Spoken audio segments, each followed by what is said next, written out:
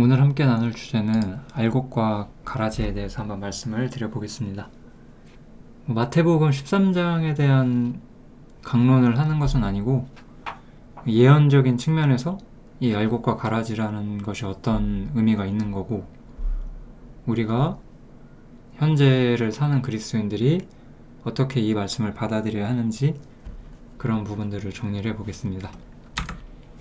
일단 가라지에 대한 비유를 한번 보시면 이 천국에 대한 비유로 시작을 하시죠.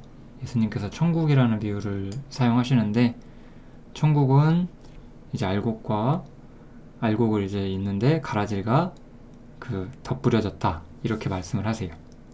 그래서 인자 주님께서 좋은 씨를 뿌리셨는데 어디다가? 세상에다가요. 세상에다가 좋은 씨를 뿌리셨는데 가라지를 덧뿌렸고 이 가라지는 악한 자의 아들들이다. 알곡들은 천국의 아들들이다. 이렇게 말씀을 하시죠. 그러니까 하나님 말씀을 올바로 받아들여서 하나님 자녀가 된 사람이 있는 반면에 마귀가 가라지를 심었고 그것을 받아들인 그 악한 자의 아들들이 있다라는 뜻이에요. 그러면 이 악한 자의 아들들이 안 믿는 사람이나 거짓된 종교를 믿는 사람이나 다른 종교를 믿는 사람이냐? 그렇진 않아요. 이 성경의 문맥을 보면은 그런 걸 말씀하시는 것이 전혀 아니죠. 주님이 뿌린 곳에 덧뿌리는 거예요. 처음부터 그냥 이교도였던 사람들, 우상숭배를 하고 있었던 사람들을 말하는 것이 아니라 주님의 말씀이 전파되는 곳, 기독교의 이름이 퍼지는 곳에서 명목상은 기독교의 이름을 하고 있지만 실제로는 가짜인 사람들, 그러니까 이것이 이단을 말하는 것이냐 그런 것도 아니에요. 세상 사람들이 정해놓은 이단이라는 것이 꼭 100% 이단인지 아닌지는 우리가 확인할 수 없거든요. 물론 이제 신천지라든지 여호와의 증인 이런 데는 누가 봐도 잘못된 교리를 가지고 있기 때문에 복음이 없죠. 그런데 그들을 이단으로 규정하는 소위 정통파 교인들은 과연 진짜 다 알곡이냐? 저는 그렇게 전혀 생각하지 않습니다. 제가 그렇게 생각했다면 이런 이야기를 하지 않겠죠. 결국 기독교의 이름을 가진 사람들 중에서 가라지들이 있다는 거예요. 악한 자들이 있다는 거예요. 오늘은 그 이야기를 가지고 그렇다고 그들이 어떻다라는 것을 판단하는 이야기가 아니고 이러한 구절이 왜 성경에 있고 왜 이러한 예언이 있어야만 했는지 그 예언적인 측면을 이야기를 할 거예요. 먼저 그래서 아까 여기 나왔던 천국이라는 단어를 좀 생각을 해봐야 되는데 우리가 누구나 다 이 천국이 아마 죽어서 가는 천국이 아니라고 생각은 할 것 같아요. 잘 모르겠지만 그죠? 이 천국이라는 단어에 대해서 깊이 생각을 안 해보셨을지라도 내가 예수님 믿고 천국 간다고 했는데 이거는 뭐지? 약간 이렇게 생각을 하실 수는 있잖아요. 누구나 다 당연히 최소한 이것이 죽어서 우리가 가는 천국에서 있을 일이라고 생각하시진 않을 것 같아요. 그러니까 이 천국은 어떤 특정한 의도가 있는 단어가 분명하죠. 그래서 천국이라는 단어는 이제 영역본에 보면은 킹덤 오브 헤븐이라고 되어 있는데 그러니까 하늘에 속한 나라다 이렇게 보시면 좋을 것 같아요. 이 단어를 좀 우리가 이 상황에 적절하게 써보자면 뭐뭐에 속한 이런 느낌이 좋아 보입니다. 우리 요한 1서에 보면 하나님께 속한 자, 마귀에 속한 자, 세상에 속한 자 이런 표현들이 나오거든요. 그때도 이 오브란 단어를 쓰고 속해 있다라고 생각을 하시면 좋을 것 같아요. 그러니까 하나님께 속해 있는 나라라는 뜻이에요. 그러면 왜 하나님께 속해 있는 나라인데 가라지가 있지? 우리가 이렇게 생각을 할 수가 있잖아요. 그래서 이것은 영원한 천국이 아니라 하나님의 계획 속에서 이 땅에서 만들어져 가고 있는 그 하나님의 최종적인 목적을 위해서 형성돼 가고 있는 과정에 있는 그러한 나라라고 생각을 해보시면 돼요. 이스라엘도 마찬가지잖아요. 이스라엘이 하나님의 나라인데 이스라엘이 그렇다고 완전했던 적이 한 번도 없잖아요. 지금까지.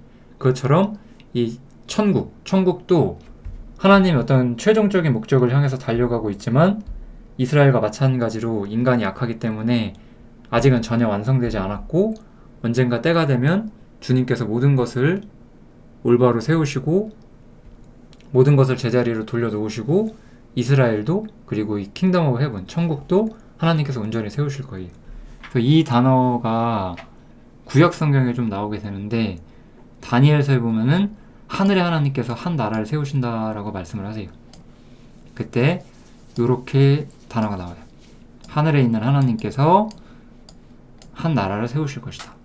그래서 이스라엘 민족들은 하나님께서 이 땅에 한 나라를 세운다라는 개념을 잘 이해하고 있었어요. 그런데 우리가 마태복음을 보시면 하나님께서 그 나라를 세우기 위해서 세례요한을 먼저 보내셔서 길을 닫고 예수님이 왔지만 예수님을 거절하죠. 그래서 이 천국이 이 땅에 임하지 못하게 돼요. 그렇게 됨으로써 천국은 좀 다른 양상을 띠게 되고 예수님께서 그 말씀을 뿌리시는 일로 이 세상에 지금 퍼져나가고 있게 되는 거예요. 그래서 결국은 예수님의 말씀이 퍼지고 그것이 받아들여지는 세계. 그러니까 우리는 필연적으로 이것이 일종의 기독교 세계를 언급한다 라고 볼 수밖에 없습니다. 그래서 기독교 세계 속에서 하나님을 믿는 사람들의 세계 속에서 어떤 일이 일어나고 있는가를 말하고 있는 거예요. 여러분들은 이 구절을 진지하게 생각을 해보셔야 돼요. 많은 사람들은 제 주변에 있는 많은 사람들도 그런데 제 직장에서 보는 사람들도 그냥 교회 다닌다 그러면 너도 나도 다 그냥 교회 다니는 사람 이렇게 말해요. 저는 기독교인이라고 하면은 저 사람이 정말 진짜인가? 진짜 성경을 올바로 믿고 하나님이 자신의 목적인 사람인가를 보거든요. 그 전까지 저는 솔직히 속으로는 전혀 형제라고 생각하지 않거든요. 겉으로는 어느 정도 대화를 하고 교제를 이끌어보고 그 사람의 본심을 탐색하긴 하지만 정말 형제라고 생각할 수가 없어요. 그건 제 양심에 맞지가 않는 거죠. 근데 제 이렇게 주변 지인들 보면 세상에서 직장이라는 곳을 통해서 만나는 사람들을 보면은 야, 너 우리 교회 다녀보자 뭐 그냥 이런 거죠. 니네 교회 별로 마음에 안 든다며 그럼 우리 교회 다녀봐 뭐 이러고 있는 거죠. 그런 거는 전혀 사실 올바른 하나님의 교회가 아니거든요. 다 이 명목상의 기독교계인 거죠. 그 사람들이 뭐 이단이 아니에요. 뭐 신천지를 믿거나 뭐 여호와의 증인을 믿거나 뭐 그런 사람들이 아니거든요. 도리어 그 사람들은 저를 이상하게 생각할 수도 있겠어요. 왜냐면 저는 그 사람들이 보기에는 굉장히 특이한 기독교인의 생활을 하고 있기 때문에 저를 더 이상하다고 생각할 수도 있죠. 뭐 그거는 상관이 없습니다. 아무튼 천국이란 것은 그래서 기독교계, 사실상은 지금 올바른 상태에 놓여있지 못한 알곡과 가라지가 함께 뿌려진 그런 기독교계를 의미하는 단어라고 생각하시면 돼요. 그래서 예수님께서는 천국의 비밀을 아는 것이 너희에게는 허락되었지만 저희에겐 아니 되었다라고 하시면서 천국이 원래 이스라엘이 알던 개념은 분명 아니다라고 말씀을 분명 해주시는 거예요. 원래 이스라엘은 이 한 나라를 세우실 것이다 라고 생각을 했는데 이스라엘이 거부했기 때문에 이제 이런 방식의 한 나라가 오지 않았고 이제는 비밀로서 새로운 형태로서 그 천국이 세워지게 되었고 그것은 제가 아까 말씀드린 것처럼 아마도 현재로서는 기독교계를 우리가 상정할 수밖에 없다라고 보실 수가 있겠습니다. 즉 제가 이런 얘기를 하고 있는 이유는 기독교계가 어떤 사람이 기독교인이라고 한다고 해서 정말 그 사람이 그리스도인이 전혀 아니기 때문에 그런 거거든요.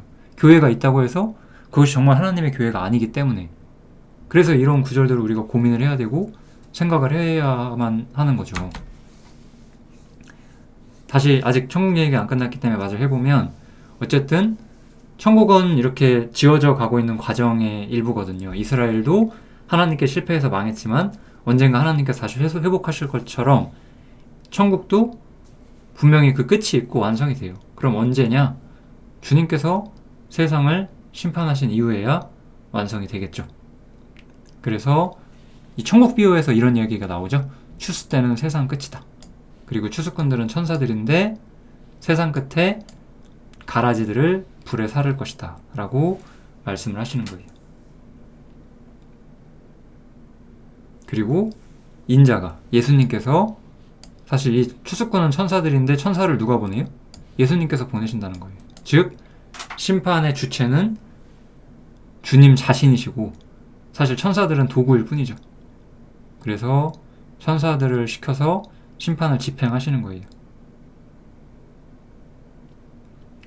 그래서 이렇게 세상을 심판하시고 나서야 하나님 나라가 온전히 세워지게 되고 천국 혹은 그에 준하는 어떠한 하나님의 완성된 모습, 하나님의 완성된 계획들, 그 나라, 천년왕국 이후에 완전하게 세워지는 교회, 이 모든 일들은 다 주님의 심판 이후에 순차적으로 성경에 있는 대로 성취가 될 거예요, 분명히.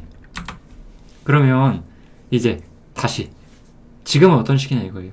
아까 말한 것처럼 지금은 기독교계, 천국이라는 비유가 기독교계라는 것을 의미하면서 이 기독교계가 지금 어떤 상황에 있는가를 우리가 살펴야 하는 시기인 거죠. 그것을 위해서 우리가 일단 이 한 구절 하나를 좀 같이 봐야만 해요. 이 구절도 상당히 많은 사람들이 오해를 하고 있어요. 물이 바다를 덮음같이 여호와를 아는 지식이 세상에 충만해질 것이다. 이거를 이제 복음 전파라고 우리가 많이 이야기를 해요. 즉 지금 온 세상에 복음이 편만해지고 있지 않냐, 온 나라에 복음이 들어가고 있지 않냐, 이렇게 여호와를 아는 지식이 세상에 충만할 것이다. 그렇게 해석을 하시면 안 되는 거예요.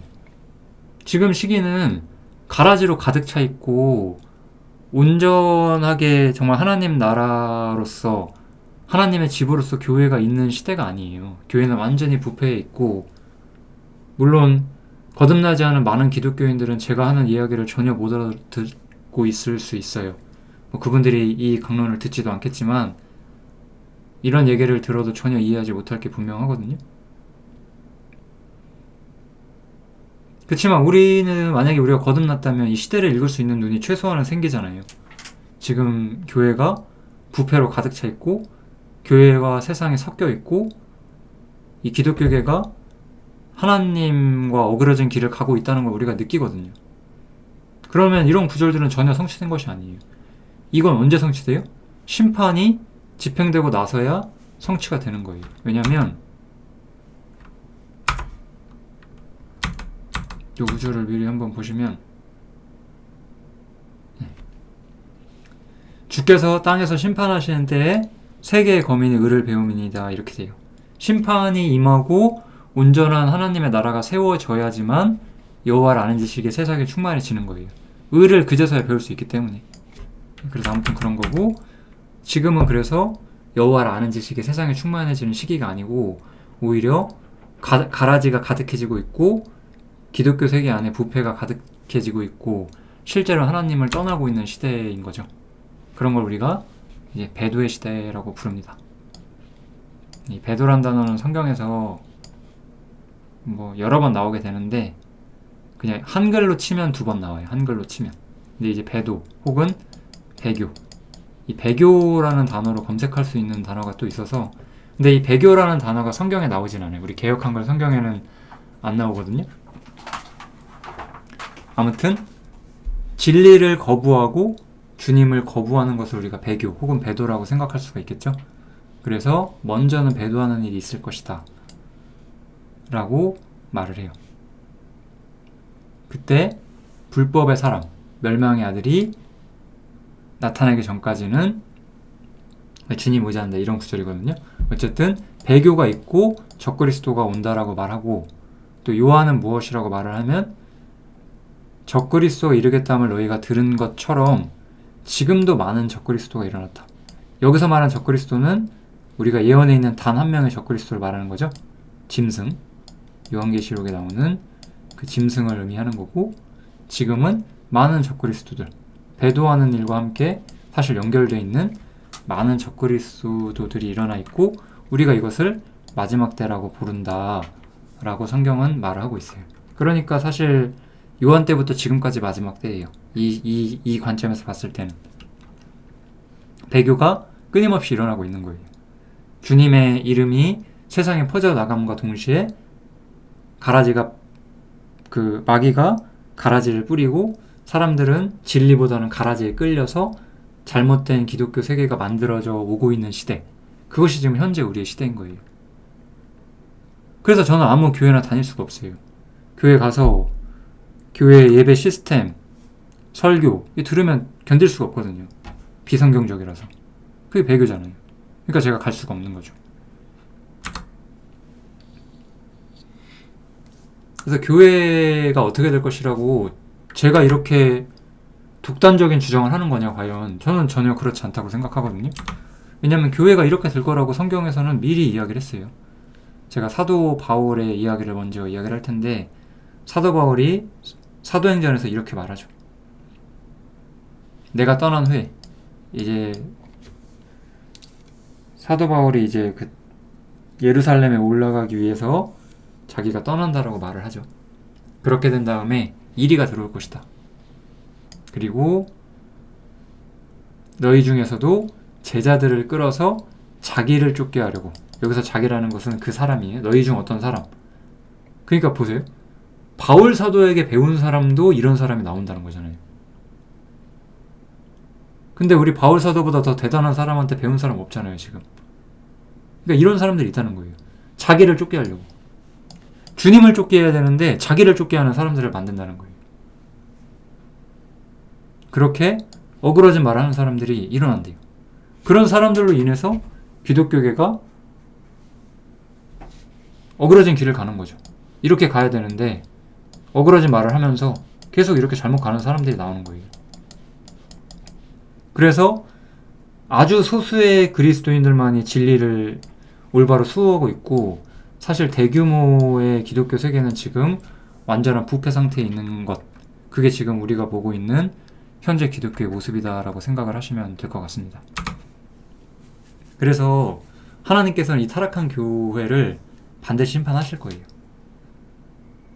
성경에서도 무엇라고 말하냐면, 하나님 집에서 심판을 시작할 때가 되었나니 만일 우리에게 먼저 하면 복음을 순종치 아니하는 자들의 마지막이 어떠하겠는가. 하나님께서는 기독교계라고 해서, 기독교계가 어쨌든 겉으로는 주님을 믿는 단체잖아요. 그렇다고 해서 심판을 안 하실 수는 없다라는 거예요. 마찬가지 이스라엘을 보시면 알아요. 이스라엘은 자신들은 특별하기 때문에 하나님의 사랑을 받을 거라 기대했지만 격렬한 심판을 받게 되었어요. 불순종한 대가로. 교회도 마찬가지라는 거예요. 왜냐하면 의가 없으면 항상 그 권위를 인정받을 수가 없는 거예요. 우리 예를 들어서 뭐 대통령이나 뭐 예를 들면 가장 이런 거랑 우리가 쉽게 비교할 수 있는 게 뭐 검찰 중에 가장 높은 사람, 경찰 중에 가장 높은 사람, 이런 사람들이 만약에 자기 자식을 심판하지 않으면 어떻게 돼요? 그럼 즉시 반박을 받고 즉시 모든 권위를 잃어버리죠. 자기 자식이라고 싸고 돈다 이러면은 그 사람들이 가진 직위는 아무 소용이 없게 돼요. 주님도 마찬가지신 거예요. 이스라엘이 주님의 육신의 자녀고 기독교계가 주님의 영적인 자녀의 입장이라고 해서 기독교계나 타락한 유대교를 심판하지 않으실 수 없는 거예요. 하나님께서는 그 겉모습을 심판하시고 그 가운데 진리를 지킨 소수의 사람들, 그들을 성경에서는 남은 자라고 많이 불러요. 남은 자. 이건 이제 신약에는 이 용어가 없는데 구약에는 이 용어가 있죠. 이 남은 자들은 구하시고 나머지는 심판하심으로써 의를 배우는 거예요. 사람들. 그래서 하나님께서는 반드시 심판을 하실 거예요. 네. 현재 기독교의 모습을 우리는 양심적으로 봐야 돼요. 이건 이제 디모데후서에 많이 나오는데, 디모데는 깨어있는 사람에 가까웠다고 우리가 볼 수가 있어요. 디모데는 깨어있는 사람으로서 기독교 내부가 굉장히 황폐해진 것을 보고 그것 때문에 많은 고민을 하는 사람이었고, 바울 사도가 그런 디모데에게 가장 마지막으로 편지를 써주죠. 네가 무엇을 알아야 하느냐? 말세는 고통하는 때가 이르고 사람들은 자기를 사랑하고 돈을 사랑할 것이다. 여러 가지 말씀들을 하죠, 바울 사도가. 그 중에 저는 이 세 가지가 가장 좀 우리가 깊이 생각해야 한다고 생각을 해요. 자기를 사랑하고 돈을 사랑하고, 경건의 모양은 있지만 경건의 능력은 부인하고, 항상 배우지만 진리의 지식엔 이르지 못하는 이 현재 기독교인들의 모습이에요. 교회는 다니는데 하나님에 대해서 아는 게 없어요. 경건의 모양만 있지 실제로 경건의 삶을 살아가지 않아요. 그 능력이 자기 삶 속에 있질 않아요. 돈을 사랑해요. 그리고 결정적으로 돈을 사랑하는 것이 얼마나 잘못된 것인지 전혀 이해를 못하고 있어요. 이게 기독교의 모습이잖아요.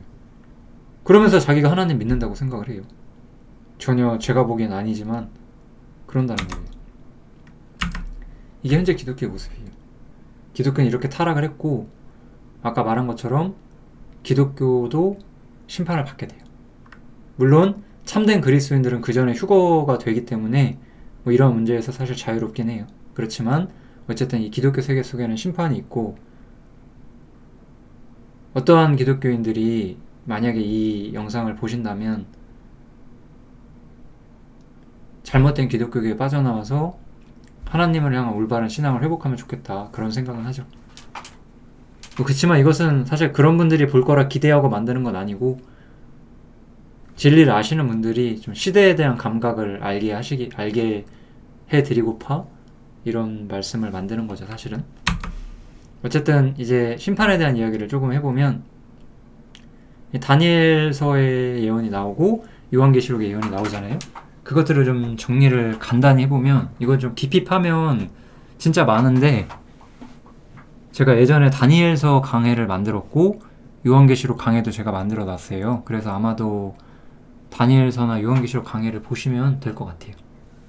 뭐 더 예언에 대한 관심이 있으시면 예언에 대해서 관심 가지셔도 좋아요. 왜냐면 우리 시대의 일이 아니니까 뭐 관심 없다 이렇게 해도 상관없는데, 예언의 감각이 높아지게 되면 시대를 보는 눈이 굉장히 뜨여지고, 좀 성경을 이해하고 어떤 삶에서 분별을 갖는 데도 분명히 도움이 됩니다.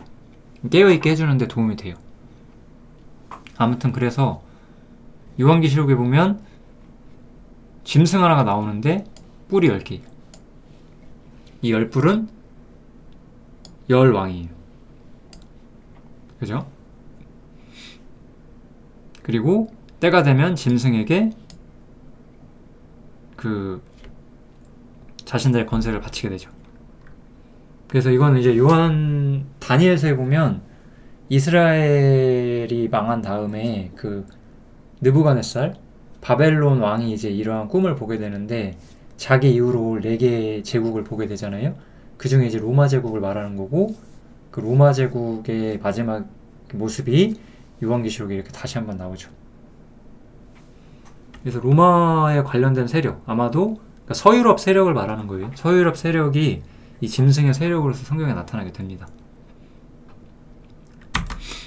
그래서 이 짐승과 음녀에 대한 이야기가 여러 가지가 나오게 되는데, 이 짐승은 전에 있었다가 시방 없으나 지금은 없대요. 그러나 다시 무정액으로부터 올라와 멸망에 들어갈 자다라고 말하죠. 전에 있었어요. 왜냐면 여기서 말하는 전이라고 하는 것은 그 로마 제국을 말하는 거거든요.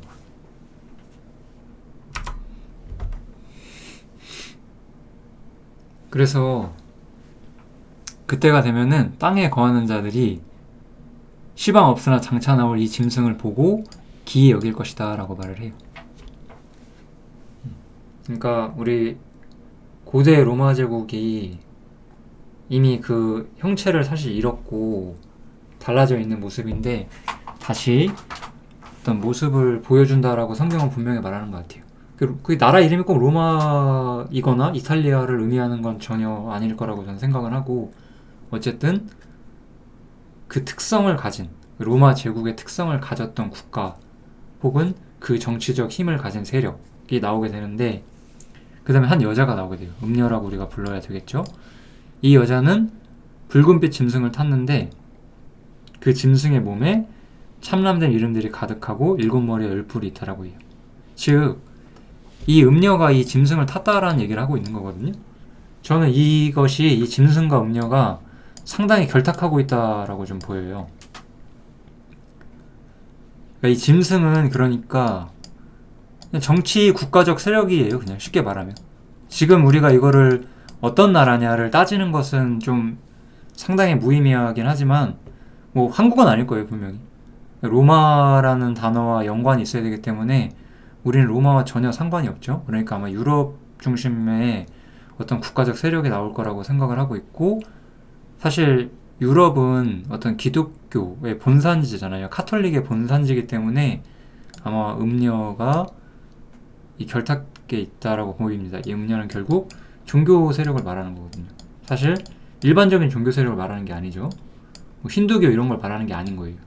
기독교의 어떤 중심적인 세력을 말하는 거예요.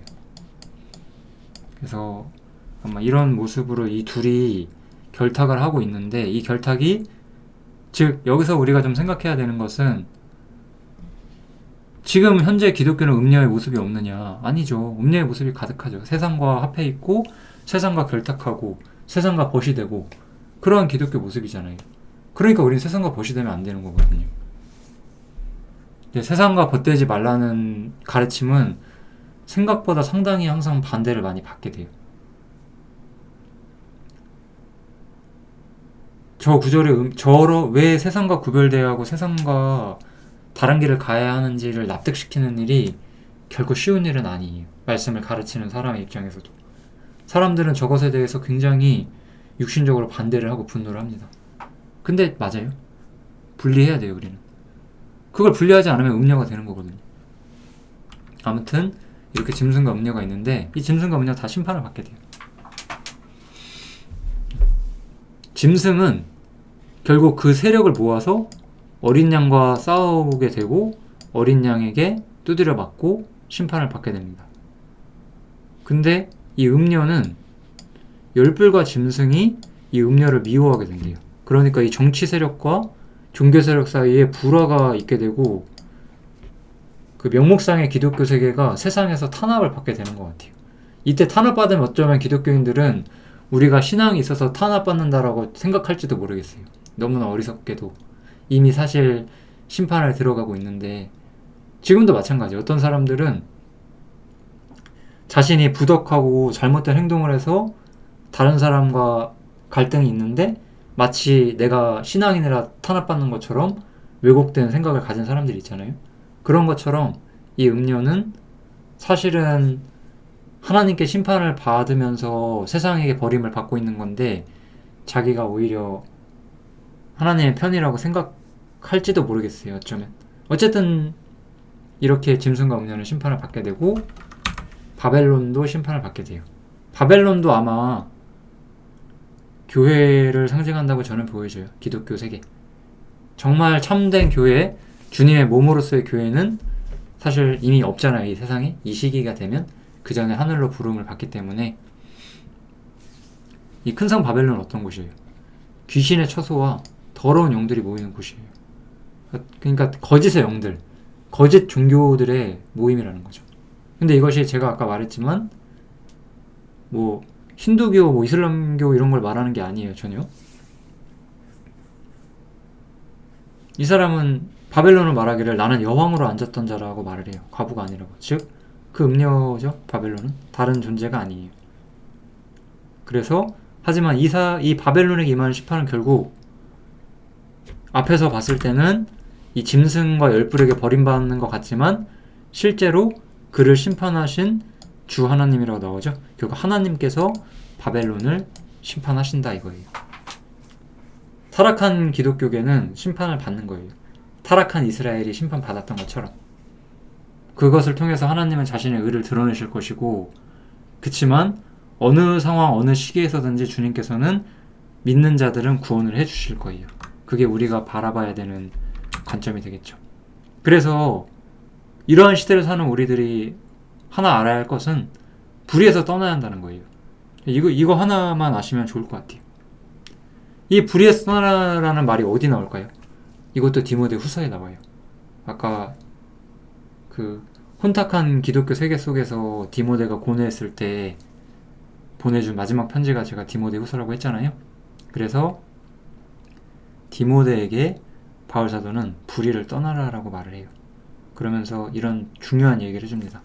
하나는 하나님의 견고한 터가 있는데 그게 뭐냐면 주께서는 언제 어디서나 자기 백성을 아신다라는 사실이에요. 그 다음에 그렇기 때문에 주의 이름을 부르는 자들은 불의를 떠나라 이거예요. 하나님께서는 혼탁한 세계 속에 잘못된 기독교 세계 속에 자기 백성을 보고 계세요. 여러분들이 만약 혼탁한 세계 속에서 떠밀려 가고 있는 참된 거듭난 사람이 맞다면 주님은 그 사람을 아실 것이고 그런 사람들은 불의를 떠나야 돼요. 반드시. 불의 안에 있으시면 안 돼요. 불의 안에서 우리는 아무것도 배우지 못해요. 그래서 이 구절 다음에 이게 나오는데 큰 집 비유. 큰 집에는 금과 은의 그릇이 있을 뿐 아니라 나무와 질그릇도 있어 귀 쓰는 것도 있고 천이 쓰는 것도 있나니 그러므로 누구든지 이런 것에서 자기를 깨끗하게 하면 이런 것이 뭐죠? 이런 것이 여기 나오는 불의 이 구절 이게 아마도 20절인데 20절 앞에 써있는 여러가지 그 불의들 이런 것들로부터 자기를 깨끗하게 하라는 거예요. 즉 불의를 떠나란 말이죠.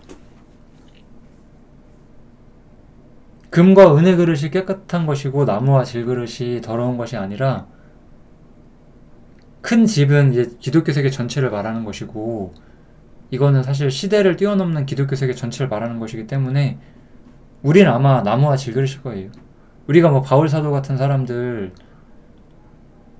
우리에게 수많은 선견지명을 주었던 우리 선배들보다 뭐 대단한 사람들 아니잖아요. 솔직히 말하면 그냥 평범한 사람들이죠. 그죠?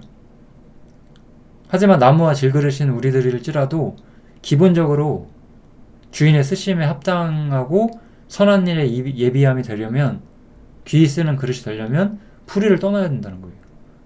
불의를 떠나지 않고 쓰임받는 그릇이 되기를 기대하지 마세요. 여기 어떤 부패한 기독교 세계가 있어요.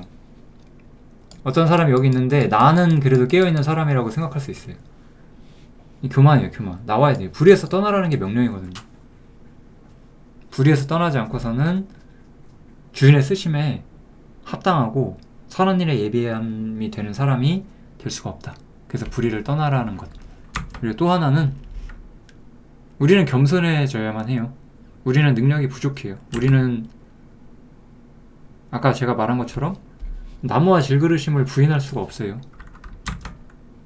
우리 시대는 더욱더 큰 어떤 뭐라고 할까요? 거짓된 기독교 세계 속에서 우리가 살고 있잖아요. 기독교 세계가 진리를 떠났다는 것을 주장하는 것은 우리를 상당히 고립시킬 거예요. 분명히. 우리는 그래서 힘을 가질 수가 없고 큰 능력과 뭐 우리가 기대했던 초대교회 때의 모습 혹은 종교개혁 시대의 모습 같은 걸 우리가 소유할 수가 없어요. 우리가 전하는 메시지는 결코 환영받을 수 없는 메시지거든요. 그렇지만 우리는 배반하지 말아야 돼요. 끝까지. 빌라델비아 교회를 저는 참 존경하고 빌라델비아 교회 같은 모습으로 살아야 한다고 항상 생각을 하고 있는데 이 구절이 이제 그 요한계시록 3장에 있는 빌라델비아 교회의 모습인데요. 네가 적은 능력을 가졌지만 이름을 배반하지 않았다고 하잖아요.